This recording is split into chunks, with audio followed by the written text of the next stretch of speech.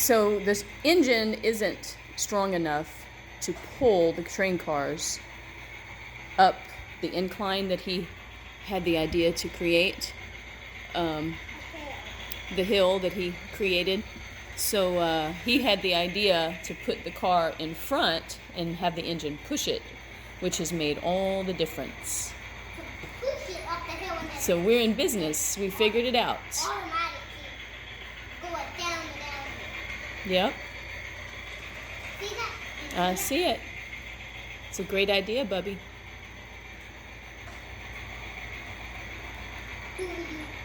You're a smart thinker.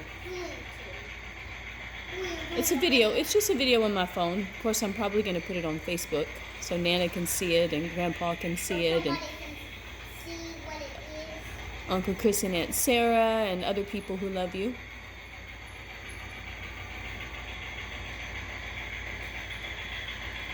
It's doing great. Got just the right height, just the right amount of support.